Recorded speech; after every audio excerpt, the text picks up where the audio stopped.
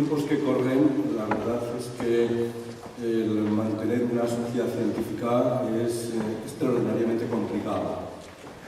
Les hablo con mi experiencia de varias sociedades científicas que están casi en fase de liquidación, con una crisis tremenda en todos los sentidos. Por lo tanto, mi reconocimiento al mantenimiento de la Sociedad Española de Heridas y sobre todo mi admiración por haber logrado, el comité organizador, haber celebrado este congreso. Este congreso que, como ha dicho el presidente, es muy complicado de poner en marcha, pero que a la vista está arrancado. Y esto supone, en estos tiempos, insisto, supone un punto de inflexión. Yo estoy seguro que las dificultades que ha habido hasta ahora se remontarán y las remontaréis perfectamente. Mi agradecimiento también por invitarme a participar en esta reunión, en este congreso, y precisamente con la lección inaugural. La lección inaugural que yo me había propuesto, y solicito la colaboración de alguien que me ponga la primera diapositiva. Es decir, esta lección inaugural yo la había titulado, y el presidente me la había aceptado, como Dinámica poblacional bacteriana en heridas. Aparentemente es algo novedoso, es distinto y potencialmente muy aburrido. Pero mi objetivo es romper con unos criterios, con un concepto que se tiene de las heridas. Por lo menos en mi especialidad, una infección de una herida es como una foto fija y nada más lejos de la realidad. Es algo muy dinámico, no es una foto, es una película. ¿Qué diría? Más que una película, es un campo de batalla ecológico que se libra en un escenario entre las bacterias, entre las células de los tejidos lesionados y el propio huésped.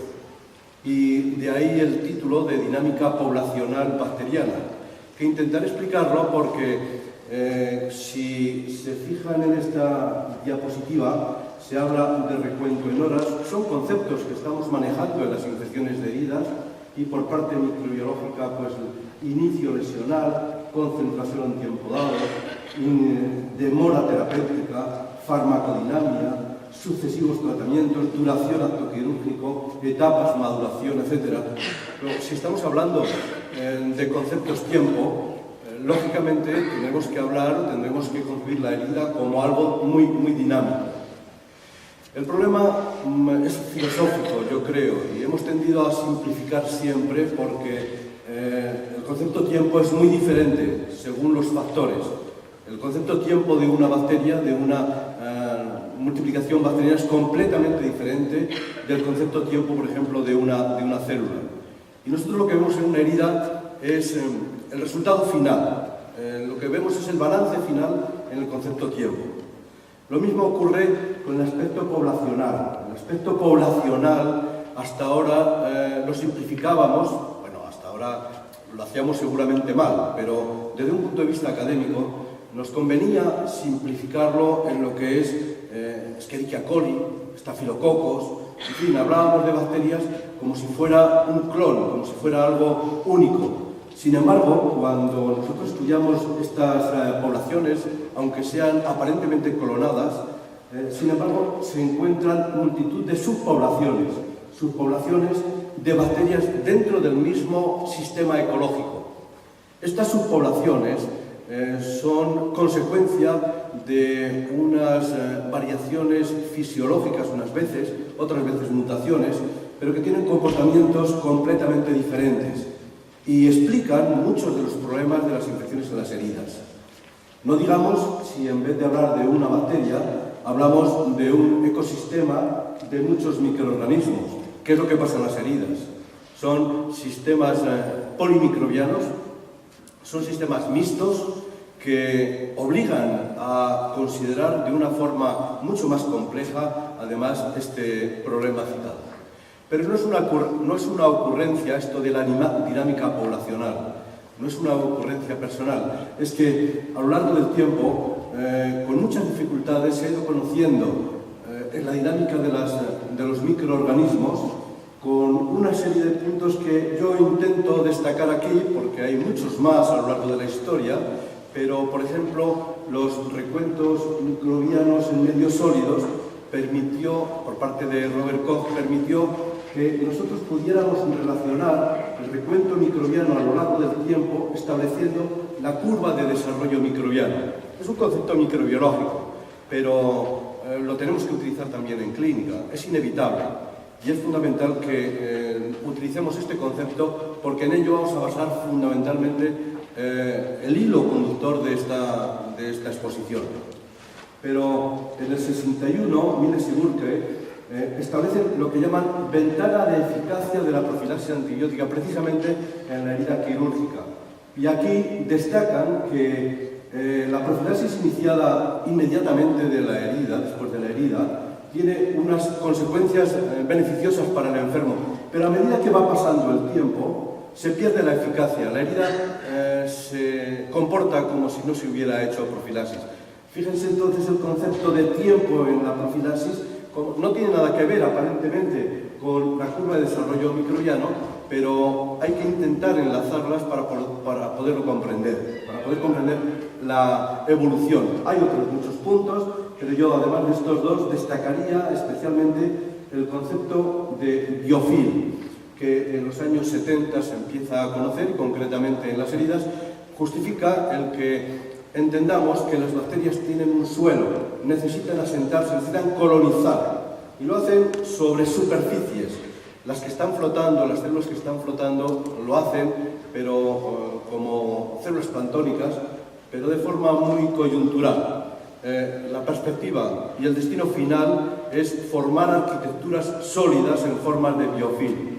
Y en la última década a este biofilm se le aplica ya un concepto dinámico donde las microcolonias, la matriz, la evolución del mismo biofilm, etc., da un sentido añadido, da un nuevo concepto a las infecciones en las heridas.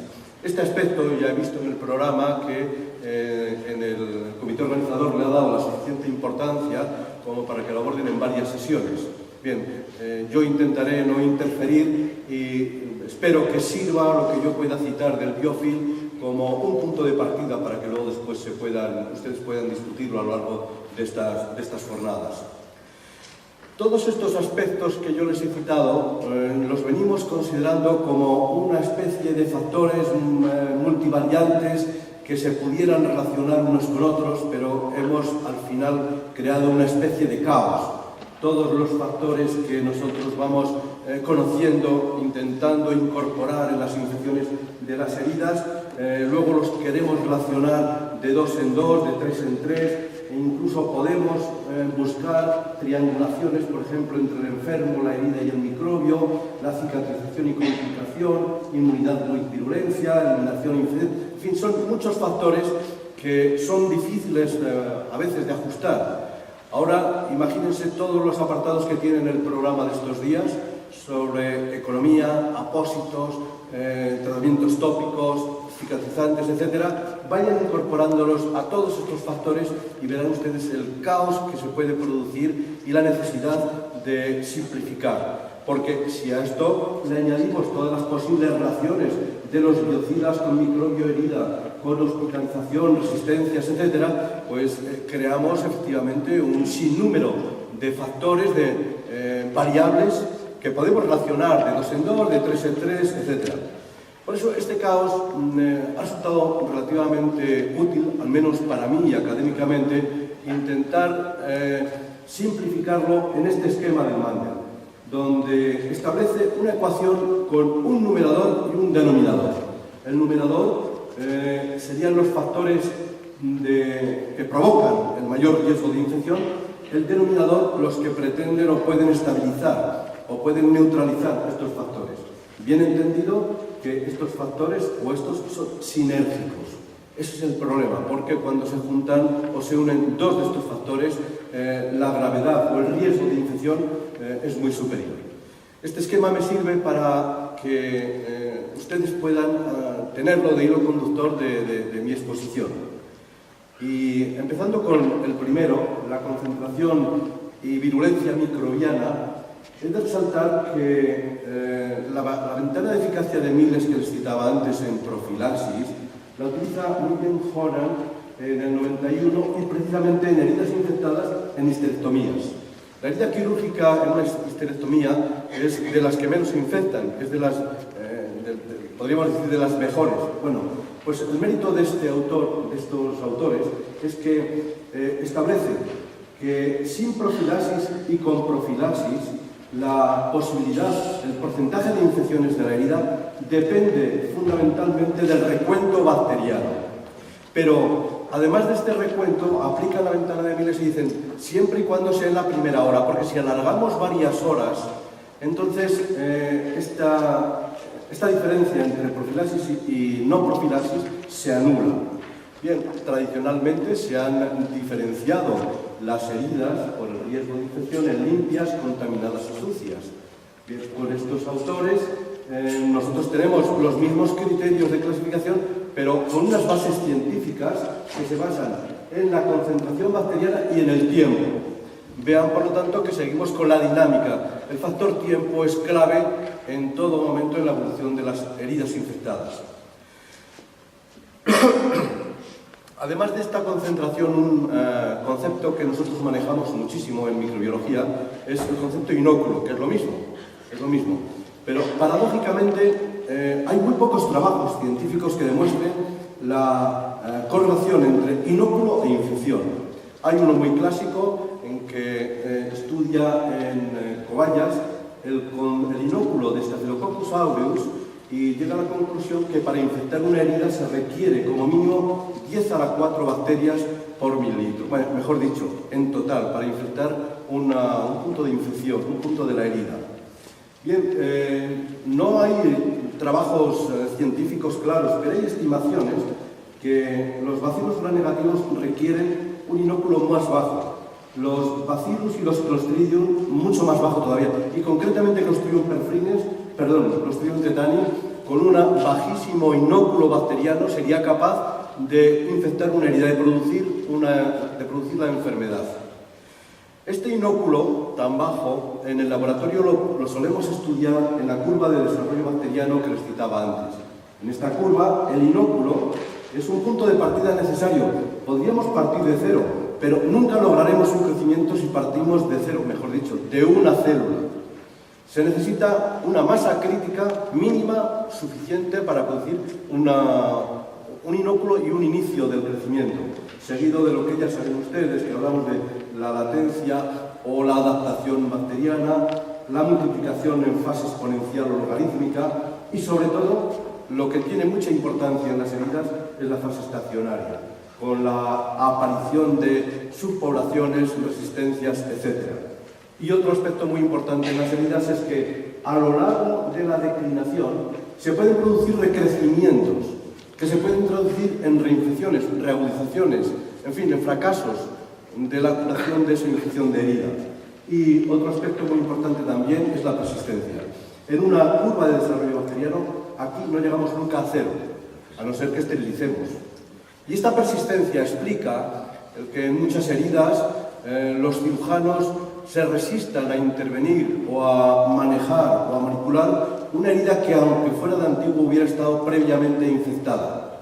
Siempre tienen la experiencia de que el porcentaje de infecciones es muy superior en aquellas que tienen el historial de herida infectada que en las que en la piel o en otras zonas que no ha habido infección previa. Y esto probablemente se deba a la persistencia, que lo pongo con un interrogante porque puede ser motivo de discusión y de estudio, por supuesto. Ahora, esta dinámica del crecimiento en el laboratorio no es exactamente la misma que lo que ocurre en las heridas, porque aunque las fases de una clínica de infección de la herida sea similar a la curva que les he presentado antes, fíjense que aquí el tiempo es en días. El concepto tiempo es completamente distinto. ¿Y cómo explicamos entonces que una multiplicación bacteriana en fase exponencial se pueda corresponder con una fase aguda, etcétera, etcétera? Pues por lo que les decía antes, porque es que esta curva corresponde teóricamente a una especie bacteriana, pero aquí tenemos subpoblaciones, lo que indica que a lo largo de la curva estas subpoblaciones pueden seguir multiplicándose. Pero además en una herida, el carácter polimicrobiano lleva a que haya especies que se multiplican con más lentitud, que haya especies que desarrollan a su vez nuevas poblaciones. Y por lo tanto, esta curva que es de una bacteria y es teórica, de una especie y es teórica, cuando estamos ante las poblaciones polimicrobianas de una herida, tendríamos que considerar el balance o la consecuencia final de todas ellas, que entonces este tiempo en horas sí que tendría una correspondencia en días. Se ajustaría entonces cronológicamente a la evolución de la herida. Este aspecto dinámico, como ven, se puede ir ajustando, se puede ir explicando a pesar de los diferentes tiempos que cada uno de los conceptos yo les señalaba. Otro aspecto que en la dinámica de las infecciones de heridas manejamos con frecuencia es lo de las heridas contaminadas, heridas sucias, y muchas veces nos pasamos por alto que es que se trata de infecciones polimicrobianas y mixtas. Ahora bien, ¿es que hay infecciones de heridas que son monomicrobianas? En absoluto. Todas las heridas son polimicrobianas, por definición. Tanto las que afecten a la piel como las que afecten a las mucosas, y especialmente las que afectan a las mucosas. No tenemos más que pensar que la piel y las mucosas están literalmente recubiertas por la microbiota. Y esta microbiota en la piel está compuesta por decenas de especies diferentes. En la mucosa, por cientos de especies diferentes. Y ahí no se logra la esterilización. Por lo tanto, estas heridas efectivamente son más aparatosas, son más susceptibles son de peor pronóstico. Incluso podemos apuntar que las heridas supradiafragmáticas y de extremidades pueden estar dominadas fundamentalmente por gram positivos, las infradiafragmáticas y perineales fundamentalmente por gram negativos, pero estas son las especies dominantes.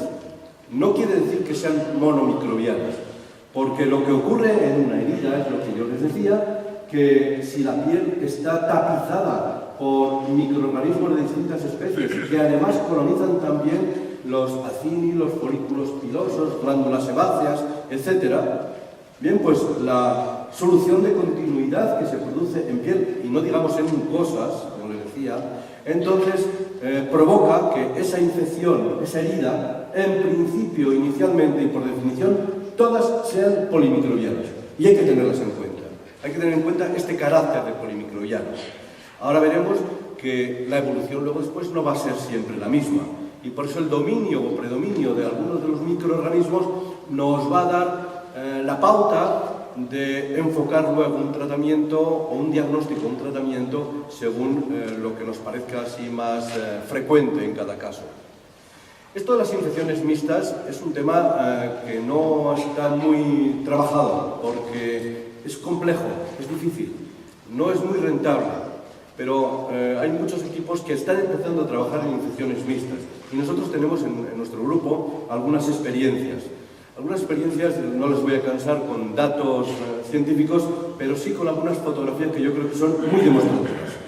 Imagínense lo que ocurre con... me queda un poco cortada, pero esto se trata de un estafilococo, una colonia de estafilococos y una colonia de Escherichia coli. Cuando se ponen en contacto, aquí se ve mejor, esto a las 16 horas, a las 24 horas, la colonia de Escherichia coli se sigue prolongando por aquí, pero cuando toca con la población de estafilococos, se detiene. ¿Se detiene? No. Incluso la invade. Incluso se aprovecha. Incluso es que se produce una especie de canibalismo. O sea, Escherichia coli crece más rápidamente a costa algunas veces del propio estafilococo. Esto es otra de las lecciones que podríamos ir sacando. Que allá donde hay una infección por gram negativos o una colonización por gram negativos o en un medio hospitalario donde la colonización puede ser más frecuente por gram negativos, el riesgo de las heridas es superior por gram negativos que por gram positivos. Porque el crecimiento es más rápido, es más agresivo y tiene la capacidad incluso de aprovecharse de la presencia de los gram positivos. Pero fíjense en esta diapositiva, es muy claro que el Escherichia coli incluso invade formando microcolonias que van en avanzadilla, que van preparando, que van destruyendo el estafilococo. Bien, ¿esto ocurre siempre? No, depende de la especie. E incluso tenemos imágenes como esta, donde una vez que se ha producido la invasión, el estafilococo es capaz de resistir, es capaz de persistir e incluso luego empezar a invadir al Escherichia coli. Vean aquí con más detalle, o incluso otras imágenes de otras cepas, como el estafilococo empieza a invadir el E. coli, o aquí que se ve incluso mucho mejor. Por lo tanto, una infección mixta, polimicrobiana y mixta, como lo que ocurre en las heridas, se producen interacciones ecológicas constantes a lo largo del tiempo, donde según qué caso pueden dominar unas u otras. Esto podría ya aproximarnos a otra conclusión. Es que preferentemente las infecciones agudas en un medio hospitalario, por ejemplo infradiafragmático o perineal, pudiera ser dominante los gram negativos en las infecciones agudas. Pero si se produce una cronificación de la herida, tendríamos que empezar a pensar en presencia de gram positivos, que son más persistentes o más resistentes.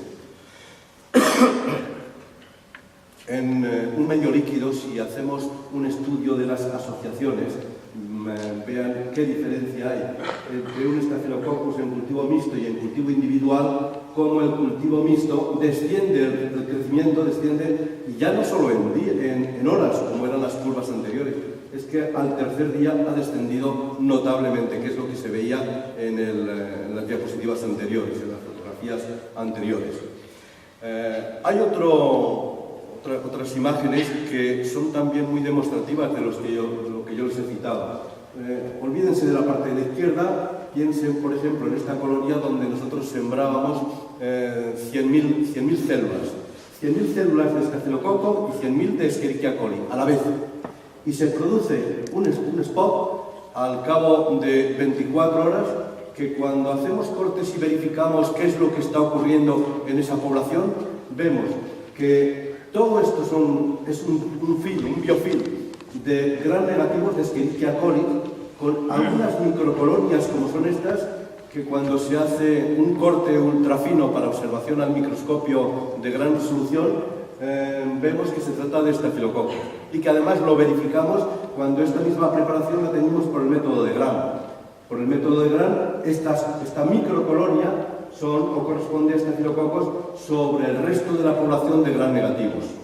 Esta persistencia es lo que realmente puede ser preocupante en una evolución de una infección mixta de heridas hacia una evolución crónica de la misma, hacia una persistencia. Otro fenómeno muy curioso en estas interacciones que se producen dinámicas entre las bacterias en una herida es lo que ocurre en este experimento, que es muy sencillo, pero que además se puede plasmar también en la realidad. Entonces, se trata de una siembra que se ha hecho en tapiz de estafilococos. Estafilococos meticilin resistentes, vancomicin sensibles, estafilococo meticilin resistentes, vancomicin intermedios, y luego los estafilococos sensibles. Es decir, estas dos cepas son más resistentes que esta. Aquí colocamos en un discos de papel, colocamos Pseudomonas aeruginosa. Mejor dicho, ni siquiera Pseudomonas aeruginosa. Un extracto de Pseudomonas aeruginosa que produce bacteriocinas. Bien, pues estas bacteriocinas de Pseudomonas son capaces de inhibir el crecimiento de los estafilococos, pero en algunos casos no los destruye. ¿Y cuáles destruye? Fundamentalmente los más resistentes, que son los más vulnerables, porque una bacteria que sea resistente tiene un coste biológico, no puede resistir a todo. Se hace más sensible o más vulnerable, por ejemplo, a las bacteriocinas. Este experimento, ¿qué relación práctica o qué aplicación práctica puede tener? Pues es lo que ocurre en las quemaduras. Las infecciones por quemaduras son sobre todo por Pseudomonas aeruginosa, incluso en zonas supradiafragmáticas o distales, donde los estafilococos son mucho más frecuentes.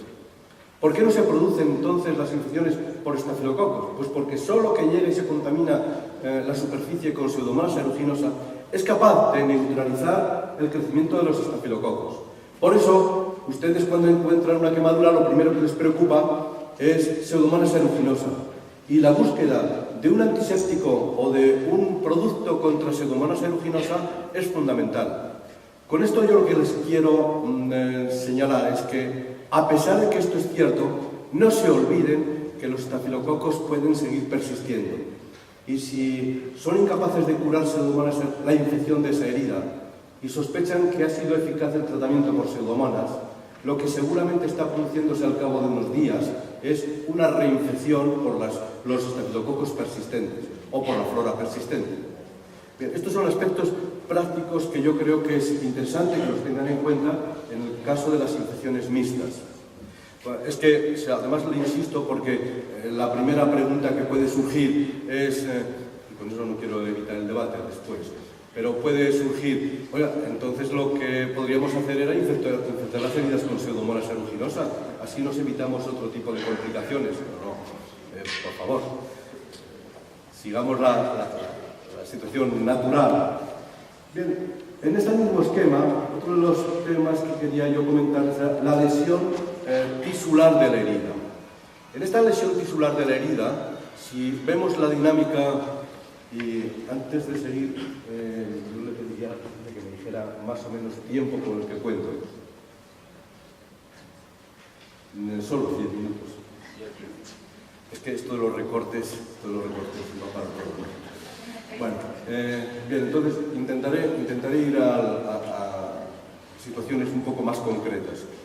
Bien, la dinámica del crecimiento microbiano, cuando hay una masa crítica, una concentración crítica de bacterias, se produce lo que denominamos quorum sensing. Es decir, la población es tan inteligente, la población bacteriana, que es capaz en un momento dado de producir una proteína de señal. Esta señal lo que indica es que hasta entonces, en una herida, puede pasar desapercibida la bacteria. No informa, está como dormida, pero se está multiplicando. Y cuando esa población bacteriana es crítica y sabe que puede ser dominante en el complejo ecológico de la herida, lanza la señal de proteínas de quorum. Esto está muy estudiado y se conoce ya muy bien. Esta proteína de quorum lo que hace es que desarrolla o da la orden de producción de enzimas y toxinas, sobre todo de enzimas al resto de la población bacteriana. Por eso estas lesiones se inician después apuntando o coincidiendo con el quorum sensing. Y a partir de aquí se está produciendo lo mismo con un poco de retraso de la población o de la fase estacionaria a base de los restos bacterianos, endotoxinas, restos celulares, etcétera, que van quedando. El complejo es este que va a producir la lesión tisular, pero no es única. La lesión tisular se puede producir, y especialmente se produce en algunas ocasiones, cuando hay competencia por nutrientes. Y las competencias por nutrientes está muy bien estudiada la depresión de hierro. Y además en las heridas, está bastante bien estudiada, heridas experimentales, claro. Bien, pues cuando hay depresión de los nutrientes, las bacterias, se ha estudiado sobre todo en Corynebacterium diphtheriae, es capaz de multiplicarse activamente, pero cuando no tiene hierro, se activa un profago beta que indica o que codifica para la producción de la toxina. Bien, esta codificación, esta señal de inicio de producción de toxina es el mismo modelo que utiliza Pseudomonas aeruginosa. Por eso está muy bien estudiado en difteria, pero es el mismo modelo para Pseudomonas aeruginosa. Y parece que también es muy parecido en Clostridium tetani. Por eso es por lo que seguramente ustedes sabrán que las heridas que no sangran inicialmente pueden tener algunos riesgos especiales, por ejemplo, en las penetrantes por Clostridium tetani, que con muy poco inóculo, al no disponer de determinados nutrientes tipo hierro, se produce un incremento en la producción de toxinas para lesionar los tejidos e intentar buscar nutrientes del huésped, que es lo que desencadena al final una buena parte de la infección o de la evolución de la infección. Por lo tanto, esta evolución dinámica con estos factores determinantes de la patogenicidad son interesantes o claves para la formación o para la lesión. El tema de los biofilms voy a pasar muy rápidamente porque lo van a ver más tarde, pero sí quería destacarles un concepto que generalmente nos pasamos por alto. Es que un biofilm consiste en un crecimiento microbiano en interfase. Y las interfases se pueden producir en muchas zonas de la herida. Aquí hay zonas ecológicas diferentes donde los crecimientos son distintos en el fondo de la herida que en una zona anfractuosa que en la superficie. Pero si nosotros nos fijamos en los posibles biofilms que se formen, en un drenaje se forma la interfase entre zona inerte del biofilm y, por ejemplo, y el exudado que fluye por ese drenaje. Esto ocurre también en los apósitos y por eso hay que cuidar muchísimo qué tipo de apósitos y de drenajes se utilizan en las heridas para evitar el biofilm que muy rápidamente se forman en estas zonas y que pueden ser puede constituir el mantenimiento de la infección más que la solución a medio o largo plazo. Y eso ustedes lo conocen muy bien y lo saben hacer. Pero en el hueso, cuando tenemos una herida profunda que toca hueso, se forma un biofilm sobre la cortical del hueso que nos hace considerar que esa herida hay que tratarla ya como si tuviera añadido una osteomielitis. Claro, no es el primer día, pero a poca evolución que tenga la herida es la explicación de por qué los biofilms en hueso son mantenedores y problemáticos en la evolución y el pronóstico de las heridas. Y otros biofilms que se producen en los exudados sobre la superficie líquida y la atmósfera, o sea, en la interfase, o bien entre la superficie de la pared de la herida y el medio líquido del exudado. Son, al fin y al cabo, crecimientos bacterianos en interfase. Seguramente, yo espero, me gustaría que este concepto les sirviera a ustedes para luego desarrollar en las próximas mesas que tengan el concepto o los conceptos de biofilm. Y algunas imágenes de biofilm les van a dar idea de lo que ocurre, por ejemplo, con un bacillus en que se van formando distintas capas estratificadas que incluso cuando hacemos un método estos son cortes ultrafinos, pero cuando hacemos una tinción específica sobre este mismo corte, por ejemplo, con verde malaquita, se tiñen específicamente los esporos. Luego, sabemos localizar en qué punto, incluso en el tiempo, a favor de concentraciones de nutrientes, tensión de oxígeno, etc., se van a formar estos esporos. O imagínense qué es lo que ocurre en Clostridium perfringens. En Clostridium perfringens, donde se produce un canibalismo brutal y una velocidad de crecimiento extraordinario, que además va dejando en la base una gran cantidad de esporos. Fíjense en esta otra más evolucionada, donde la pared casi, la concentración de esporos es enorme. Y además se vislumbra ya la posible diseminación o dispersión de estos esporos a lo largo de los tejidos vecinos de la herida. Otro ejemplo de biofilm es con gram positivos, donde toda estas zonas son zonas muertas y se forman microcolonias que tienden a dispersarse, tienden a diseminarse. Estas microcolonias son subpoblaciones, cada una es diferente. Como ocurre, por ejemplo, aquí, que es también por gram positivo, fíjense qué colonias o microcolonias que persisten. A diferencia de lo que ocurre aquí, que está en el borde del biofilm y es un crecimiento que se va extendiendo, va formando una lesión dentro de la herida a base de este biofilm extendido. O esta, que es también muy curioso, otro fenómeno en los biofilms, fíjense al cabo del tiempo cómo se producen invasiones cuando la base no es inerte, sino que hay una base nutricional donde pueden invadir. En estos casos, esta invasión, fíjense hasta dónde llega, fíjense qué invasión tan profunda, y tienen que pensar, entre otras aplicaciones, que las bacterias que crecen en estas zonas son subpoblaciones diferentes, a las cuales tienen muy mal acceso algunos fármacos, que además tienen más dificultad de tratamiento para las defensas del propio organismo. Así es que estos biofilms son mucho más complejos de lo que uno puede imaginarse en el concepto de biofilm o biopelícula o crecimiento en capa muy fina, que no están, o estas lesiones que se producen por enterococos, donde cada una de estas invasiones son subpoblaciones y que hoy día lo podemos estudiar por análisis de imagen. Por ejemplo, en el caso anterior podríamos diferenciar hasta 4 subpoblaciones diferentes con comportamientos distintos. La normal, sobre 100.000 células, y estas otras 3 que aparecen aquí, diseñadas incluso en cantidad, calidad.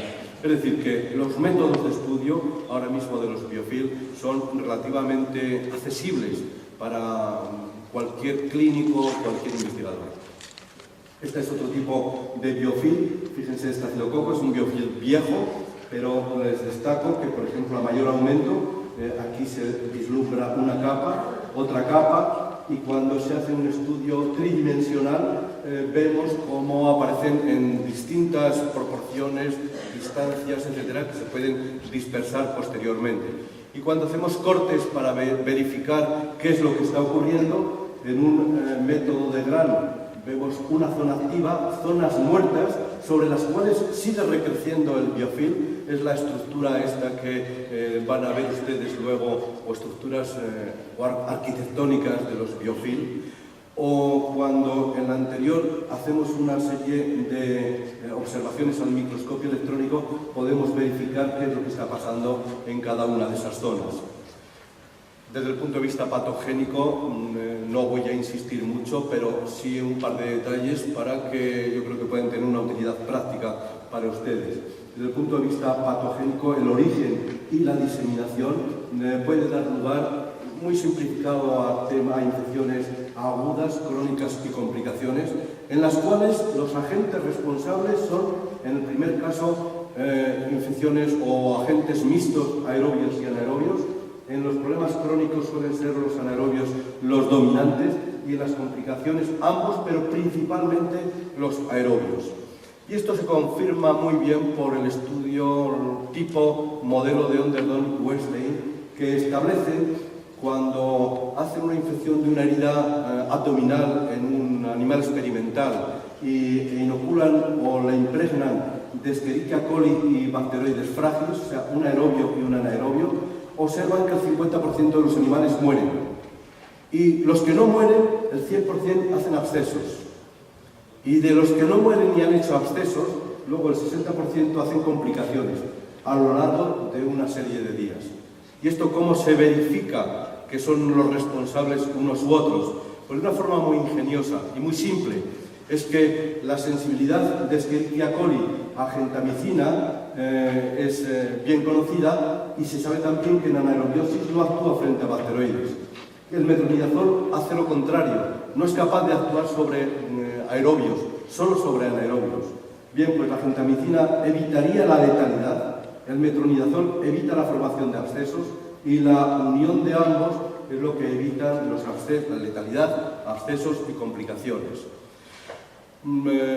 Les traía también algún comentario que hacerles acerca de cómo se produce un absceso, pero la parte práctica que yo querría resaltarle es que empieza a formarse el absceso coincidiendo con la fase estacionaria del desarrollo microbiano. Y en esta fase suele coincidir con una reacción inflamatoria o de delimitación por parte del huésped que va aumentando con el tiempo. En este caso, cronológicamente, lo que ocurre es que los polimorfos nucleares que hay dentro del absceso son los que le confieren el aspecto y las características del purulento. Sin embargo, la viabilidad desciende inmediatamente, porque en anaerobiosis no funcionan los polimorfos nucleares, porque además la tensión de oxígenos es muy baja, se ha consumido el oxígeno. Y en estas condiciones de ineficacia de polimorfos, falta de oxigenación, las defensas orgánicas son inaccesibles, los antibióticos no penetran, y los que penetran son inadecuados, ineficaces en estas curvas, en estas zonas de desarrollo microbiano. Por lo tanto, ¿para qué sirve un antibiótico?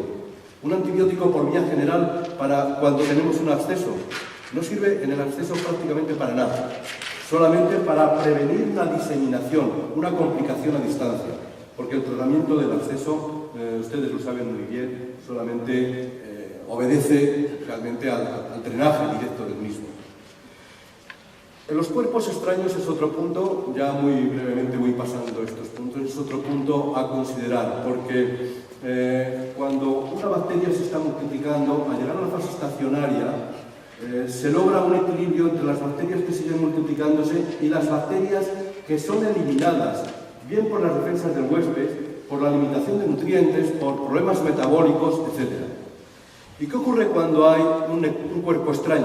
Pues se producen dos situaciones. Por un lado, las defensas del huésped se distraen para intentar neutralizar esos cuerpos extraños, por lo tanto se pierde eficacia en este punto y el desequilibrio se garantiza a favor de las bacterias. Pero por otro lado, estos cuerpos extraños constituyen un soporte excelente para la formación de biofilms.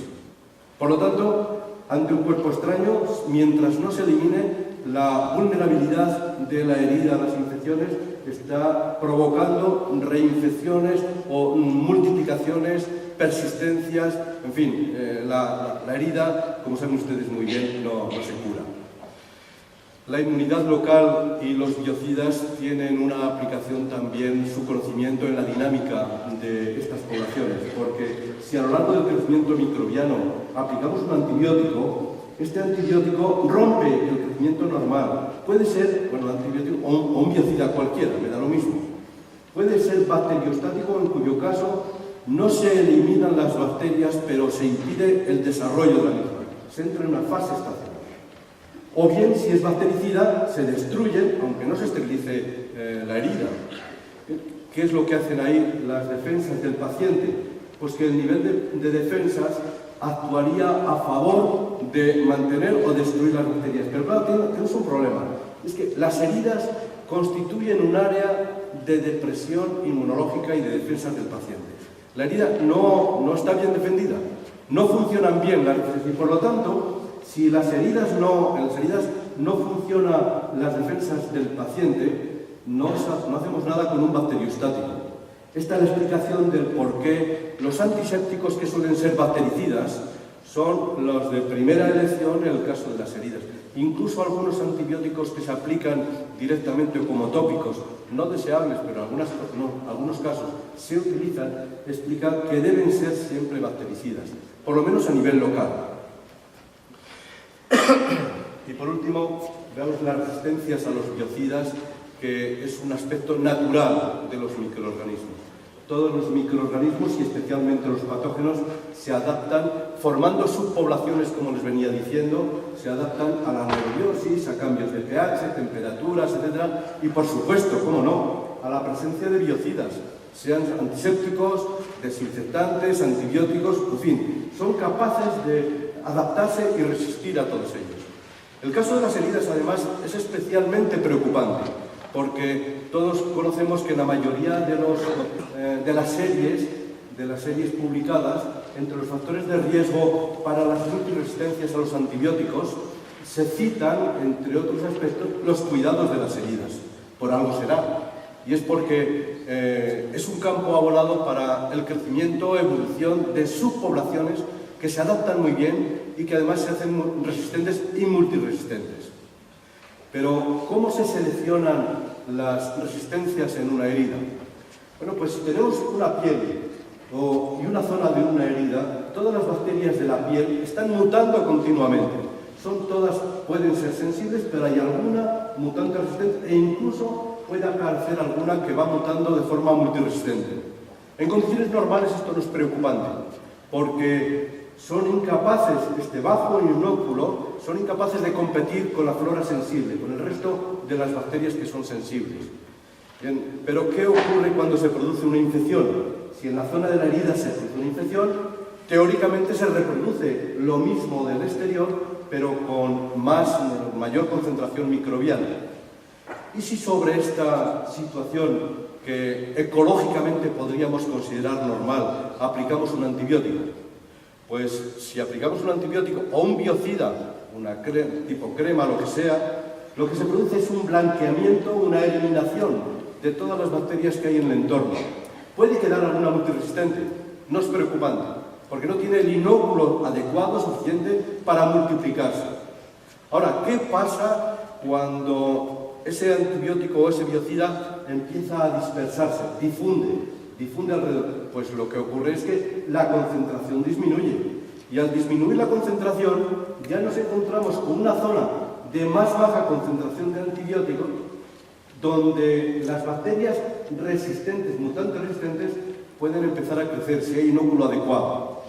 Y esto ya sí que aquí ya podemos hablar de selección de resistencias. La selección de resistencias suele ocurrir entre estas dos zonas.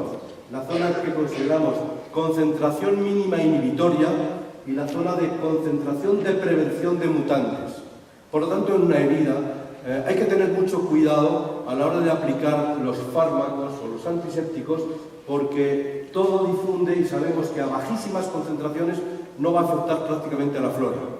A muy altas concentraciones estamos logrando la curación, pero a concentraciones intermedias podemos tener problemas. Esto es lo que llamamos ventana de resistencias, que farmacológicamente se viene a representar en una gráfica de este estilo, donde la altísima concentración C+, que esté por encima de la concentración de prevención de mutantes, es la concentración ideal de un biocida.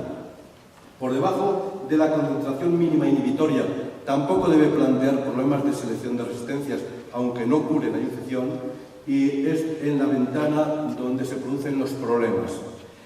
¿Qué aplicación práctica podríamos tener aquí? Pues que cuando tenemos una u otra, es lo que veíamos en el esquema anterior, las mutantes resistentes van a aparecer en esta ventana, y que si hacemos las cosas mal, como podría ser este caso, es decir, que administramos un fármaco que no supera en 3-4 veces la CMI y que por supuesto no llega a la concentración de prevención de mutantes, aquí estamos seleccionando resistencias. Pero si hacemos una pauta inadecuada en que tardamos en aplicar una segunda dosis, queda libre esta ventana también donde se seleccionan resistencias. Por lo tanto, hay que cuidar muy mucho de que la administración, las pautas de administración sean lo suficientemente adecuadas para que siempre estén por encima de la concentración de prevención de mutantes. Este es un poco el sentido que quedamos muy tranquilos cuando aplicamos antisépticos en una herida o en una zona, porque creemos que es bactericida, que está a muy alta concentración, pero normalmente no nos damos cuenta, y esto no se ha denunciado suficientemente, que son también colaboradores a la selección de resistencias en cualquier ámbito sanitario donde haya infecciones de heridas. Yo me quedaría entonces resumir lo que yo les he indicado, les he expuesto como una infección, que digo aquí es no una biopelícula, es un biodrama en ese equilibrio o desequilibrio ecológico que se produce en la infección de las heridas. Yo he insistido especialmente en el segundo acto.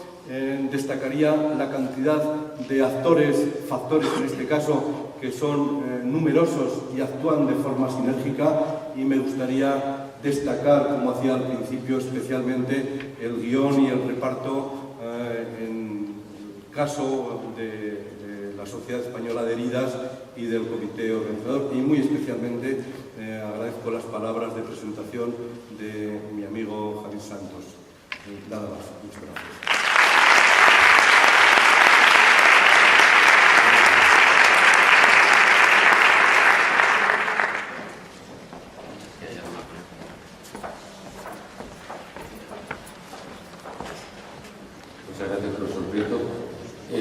Si alguien quiere hacer alguna pregunta, el profesor Prieto gustosamente está a disposición.